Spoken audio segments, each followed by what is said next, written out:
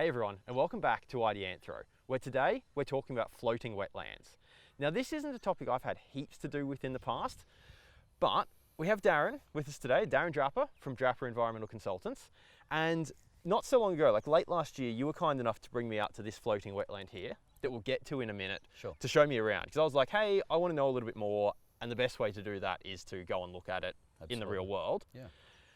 And so we've come back today because there are a couple of interesting things plant-wise that we want to take a look at. But before we get into that, let's go a little bit of context about this site and floating wetlands so this makes a little bit of sense. Sure. This site, floating wetland, constructed and, I suppose manufactured, produced by Spell Environmental. Mm-hmm. And there's a few things, a few nuances, a bit of history we should talk about here. So Absolutely. Darren, why don't you take us through, like, when was this installed? Why does it look the way it is? Why is it configured the way it is? Let's Sure. go to the context. Okay, so history, August 2013, the system was basically installed. Okay. Wasn't installed the way you see it today. Okay. It was installed in the centre of the water body Okay. with the curtains from either side.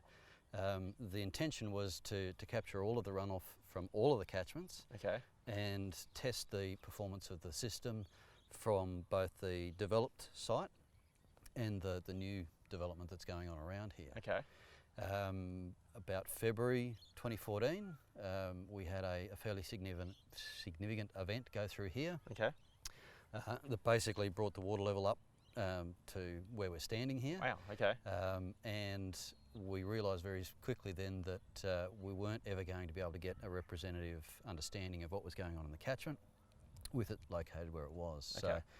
So we've realigned it, we've brought it back to the location that it is now, and we focused on this smaller catchment here with the baffle curtains that you can see in the background there. So Okay. that's been up and running since probably late 2014. Okay. It took that long to get it all re-established and relocated. And of course, for context-wise, it's early 2017 when we're filming this. Correct. So, yeah, to give some context. That's right. And Andy from Spell got me on board to basically set it up and keep it going, keep the monitoring system going. And then it's been a case of trying to get enough qualifying events to demonstrate that it performs according to a standard protocol. Okay. So the current setup now is we've got this lake behind us. There's a lot of different stormwater inlets Correct. to it, but we're standing on top of one in particular. That's right. Yes. Here. And then water comes out of this inlet. There's some baffle curtains that direct the water so that anything that comes out of this Yes. has to go underneath that wetland. Absolutely. Because it's a long, skinny That's right. wetland running down that way. Yes. Got to go underneath it, and you've got some samplers. What, you've got one halfway down the wetland and another one all the way down? Okay, so we have one behind the camera where you can't see. Of course, to get the underneath water before, the untreated water, culverts. right? That's right, Yep. before it gets out.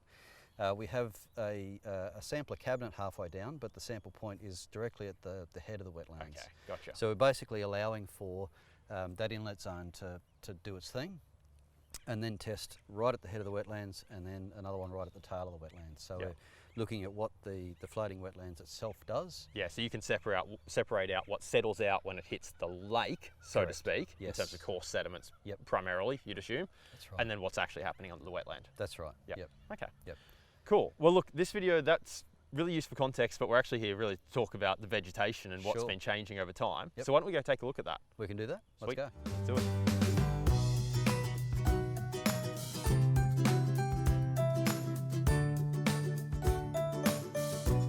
So let's talk plants.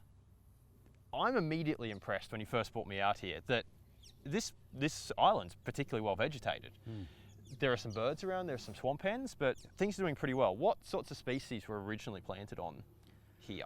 Okay, so when it was first installed and established, it was planted with Carex appressa. So only As a Carex? Just monoculture. Okay, well that's clearly changed, right? Absolutely. Yep. Some of it being weeds, but some of it being some natural recruitment from the Correct. surrounding banks. Now we'll get to that in a minute. We've got a little bit of a gap in a few spots here, like down the Yes. centre of the island Yes. and up the end behind the camera there. Yes. What's the history of those? Okay, when the islands were originally fabricated, they were fabricated as wastewater islands Okay. with a maintenance pathway. Okay. And as the plants got established, it quickly became obvious that what we basically had installed was a short circuit straight down the middle of the wetlands. Okay. So probably within a couple of months, we got back in and replanted the middle. Yep. So that you end up with good root coverage across the whole island. Okay. We've still got some gap at the moment, right? Yeah, So there's still some gap, but again, we've got people coming out to service the samplers, collect water samples. Yep. And because we've got that, we've also got an access pontoon that we've just gained access on. Yep. Which allows the local kids to get out here as well. Yeah, so there's some evidence of some kids hanging out here a little bit on your pontoons, right? Yes, So, yes. okay. Which we wouldn't normally set it up this way. Yep. But for the monitoring exercise, we've had to create access, and in doing so, we've created access for the community to get here as well. So, yep. It's kind of something that we've had to work with and accommodate. Yep. The other thing we've also noticed is the magpie geese and the purple swamp hens have come onto the island and have nested. Yep. They're not here at the moment, but there is there's a couple of lady purple chasing us around. swamp hens down the other end. That's it. Now, which strikes me as interesting, because I've seen floating wetlands when they're young be netted before to protect from birds, and we've all seen heaps of traditional wetlands where the macrophytes have been completely nailed by the swamp hens. Yep. Do you have any feelings as what was different about this site that allowed it to get established, or was it simply there wasn't a population of birds initially, or I think what do you... there was probably a couple of things. The first thing was that this whole site around here was bare earth. It was they'd done the bulk earthworks, and the floating wetlands was established during that bulk earthwork stage. So all of the bank planting and things that you can see here now didn't exist. Yeah. So I think we were lucky that there wasn't a swamp hen population here. Yep.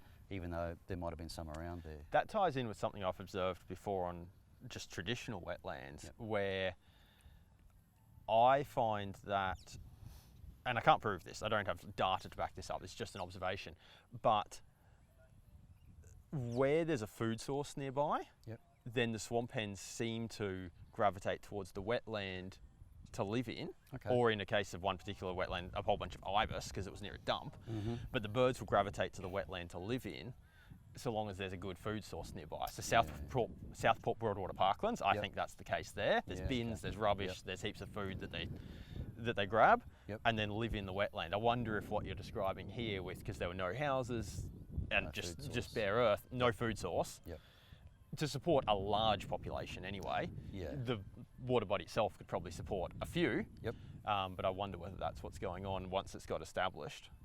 They're not being too destructive. So. And I think it could just be a case of numbers, that we've got one pair here, but we've had probably six to eight magpie geese, and they, along with the kids, have been on and off the island and making nests. So I think that has impacted it, but I think we've also had nearly 4 years now of growth on this island, and we see the first 6 weeks, particularly the Carex just goes gangbusters, reaches maturity, and then senesces during winter. So we've seen that cycle, and I think if you get a large colony plus that senescence, then it's enough to overwhelm the plants. Yeah, and that ties in with the food source theory. It's the large colony. It's not going to be a pair or even a couple of pairs that's, in my opinion, likely to be a problem. It's the food allows there to be dozens of birds, and that's the problem. Because natural wetlands, right? They support a few swamp hens or ibis or anything else, but it's in balance. That's it. So it's balance. Okay, speaking of balance and what goes on in nature, let's get to this issue of it's not an issue, it's a positive, natural recruitment. You've started to see quite a few different species popping up on the edges. And is it mainly along this edge here, or is it kind of everywhere now? No, look, you can see the willow primrose. It's all the way in the centre. And even at the head of the wetland, we've seen some of the Callistemon come in there. And there's Callistemons right around on the bank on the side, so it's clearly seed coming from that. Coming through the water. But look, there's other things like the Persicaria and a few of the other ground covers that are coming in that are growing through the centre of the wetland. So I can only presume that they're waterborne. Yep.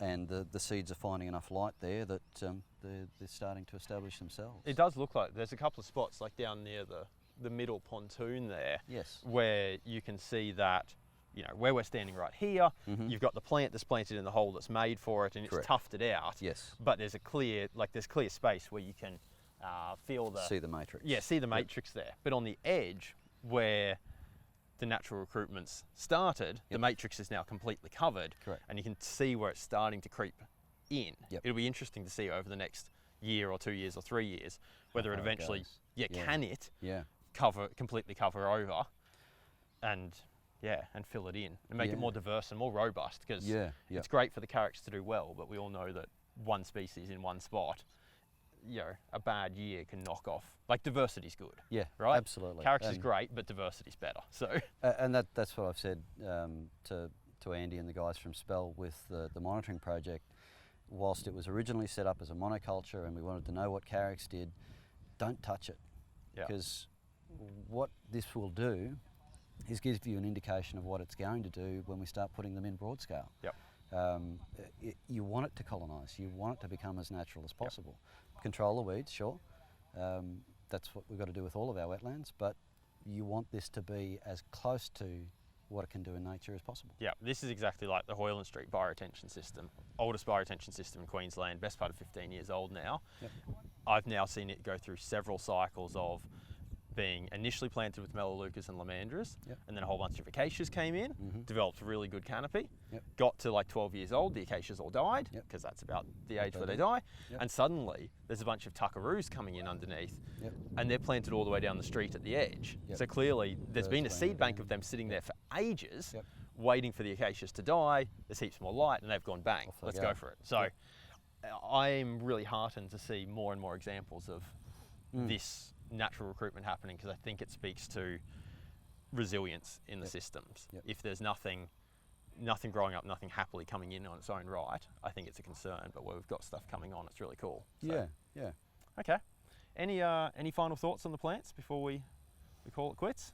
Look, I think we've trialled a number of different species through here. We're looking at the ground covers to try and give some better coverage to the matrix. I